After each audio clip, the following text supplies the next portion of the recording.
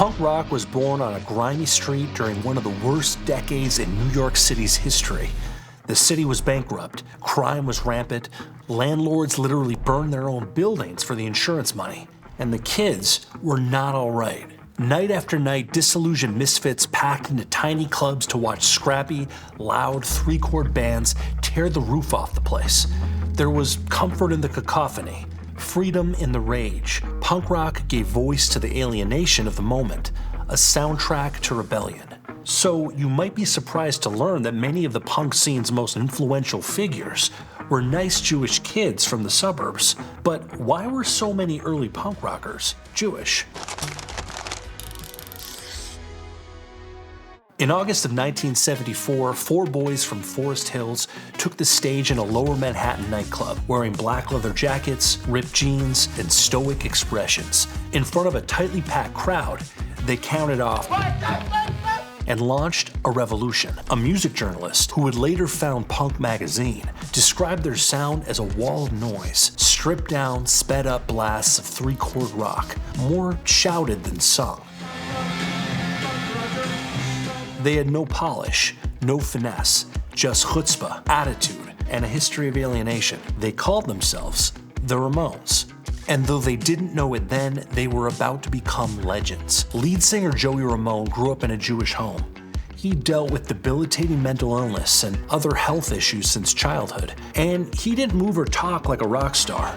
Instead, he hunched over the mic, hair covering his face, almost hiding from the audience. But when he was on stage, he was no longer Jeffrey Hyman, a bookish, gawky kid with divorced parents and OCD. He was someone else, someone raw, someone brave, someone who responded to the world's expectations with a roll of the eyes and a middle finger. Drummer Tommy Ramone was exactly the same. When he was up on stage, sweat flying, filling the room with a rat-a-tat of cymbals and snares, he wasn't Tomas Erdely, the Hungarian-born son of Holocaust survivors. He was a vehicle for the power and noise that lived inside him, a voice for the masses of young people who crowded the club each night like they'd finally found their home. And the audience loved it. Every wail of the electric guitar, every bit of machine gun percussion, every raspy, hard-to-hear lyric about being young and alive. But history had been building up to this moment, and the Jews that found themselves at the forefront of New York's punk scene were in the right place at the right time, with exactly the right cultural DNA. Now, you might not think of Judaism as being countercultural, but after 2,000 years as history's ultimate outsiders, the Jewish people developed certain coping mechanisms that translated perfectly into the new punk rock ethos. So while Jews didn't invent punk, it's also not a coincidence that so many were front and center for its breakout moment. Whether or not they were Jewish, early punks wore their alienation proudly, flipping off societal expectations and giving other young misfits permission to do the same. They had never fit in, but now, night after night, the weirdos and loners found each other in the unlikeliest of places. Back in 1973, no one willingly went to the Bowery unless they were looking to score drugs or dump a body. So when Hilly Kristal decided to open up a country and bluegrass bar amid the boarded up buildings and flop houses and trash, no one could have imagined that his tiny cramped space would become the beating heart of a new scene. Hilly called his new place CBGB, after the country, bluegrass, and blues he planned to feature. It wasn't an intuitive choice for this grimy stretch of lower Manhattan, but Hilly had no interest in the slick and soulless top 40 stuff on repeat in the clubs uptown. In fact, he had no interest in being on trend at all. Maybe because he'd grown up in an Orthodox Jewish home that viewed pop culture as an unwelcome intrusion. Maybe because his dad had survived pogroms and taught his kids that the whims of the outside world were not to be trusted. Or maybe because it was simply 1973 in New York frickin' City and Hilly wasn't going to let anyone tell him what to do. So he wasn't about to tell others what to do either. CBGB was a punk rock utopia, filthy but egalitarian, with no hierarchy and very few rules. Whenever scruffy, hopeful bands showed up looking for some airtime, Hilly booked them right away. He didn't believe in auditions, or gatekeeping, or even having a proper stage. CBGB was barely more than a narrow room with sticky floors and graffitied walls, but anyone with an instrument and a dream was welcome to shoot their shot on its tiny stage. There were only 2 rules. 1, bands had to play mostly original songs. 2, they had to set up their own equipment. That's it. Bands didn't have to be good, they didn't have to be popular, they didn't even have to be country or bluegrass, as Hilly had originally intended. They just had to be original, and cool with Hilly's enormous dog, Bowery, who wandered the place freely like an unofficial mascot. CBGB was cramped and filthy and loud, with cigarette-tainted air and bathrooms that were probably a health hazard, and yet, night after night, bands squeezed into that little room and started experimenting. They played faster, louder, simpler, no guitar solos, no elaborate arrangements, no chart toppers or pop hits.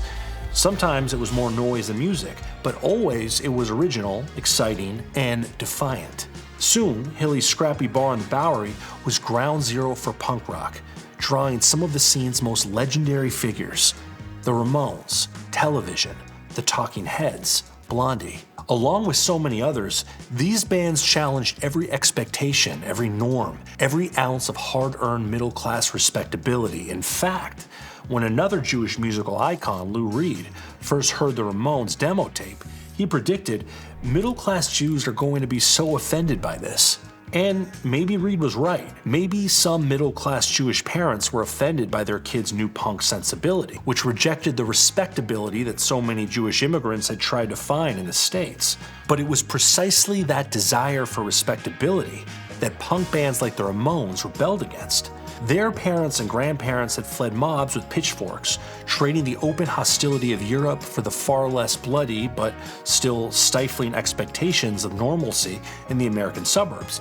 They'd come to the United States so that their kids could grow up safe and free, never imagining that the next generation would use that safety and freedom to reject every convention their parents had embraced.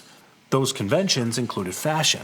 That's why Richard Lester Myers, a half-Jewish kid from Kentucky, performed as Richard Hell, with an aesthetic to match. Torn shirts, spiked hair, safety pins.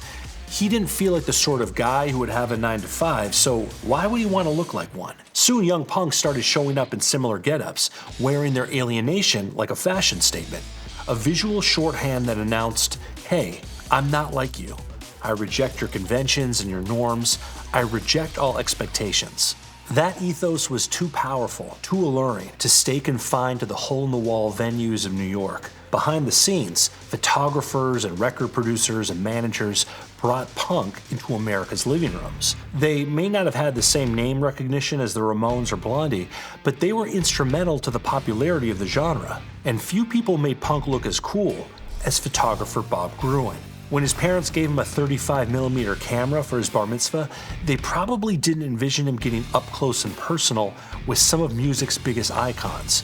Night after night, he'd hit the clubs, capturing every performance, every snarl, every drop of sweat. His photographs were gritty, visceral, and immediate, a virtual front row seat to a burgeoning movement. Soon, the tiny clubs gave way to massive venues packed with thousands of fans, helped in part by people like Seymour Stein at Sire Records, who scoured New York for up-and-coming musicians. Once they signed with Sire, bands like the Ramones or Blondie weren't up-and-comers anymore, but icons, because the punk revolution wasn't just happening in New York. And, as so often happens, it was beginning to go in an unexpected direction. Across the pond, the UK punk scene attracted Jewish audiences, performers, and tastemakers, misfits drawn to the in-your-face attitude and rebelliousness of punk. But when the crowds grew too accustomed to the spiky hair and the anti-establishment message, some bands began pushing the envelope, making it their mission not just to break the rules, but to scandalize their audience while doing it. On the forefront of this effort was Malcolm McLaren, who managed some of punk's most iconic groups. Malcolm McLaren, you discovered and managed the group. Now, what about the accusation that you're more into chaos than anything else? Well, that's an accusation by people who really don't understand what kids want. McLaren's mother may have been a Sephardic Jew, but that didn't stop him from handing out swastika armbands to his best-known band. He knew the Sex Pistols weren't actually anti-Semitic, but he was determined to shake England out of its stupor, with tactics so controversial, so electric, that the world would be forced to pay attention. But not everyone agreed with this approach. McLaren's friend and collaborator, Bernie Rhodes, who managed bands like The Clash, absolutely refused to endorse these shock tactics. It was one thing to tick off the British public by calling the Queen a fascist or to sing about drugs or sex. It was even a badge of honor to get banned from the BBC. But to wear the symbol of a party that nearly 500,000 Brits gave their lives to fight was a bridge too far. Plus, Rhodes, who'd grown up in a Jewish orphanage, knew how many Jewish kids came to the shows, and he knew that for some bands in the scene, the swastikas weren't just a shock tactic, but an expression of genuine anti-Semitism. Because where bands like the Sex Pistols were addicted to the rebelliousness of it all, other punk musicians genuinely hated Jews. Punk certainly hadn't started off as a hate movement, but in just a few short years, it had grown big enough to be co-opted and corrupted. And the movement had other problems too.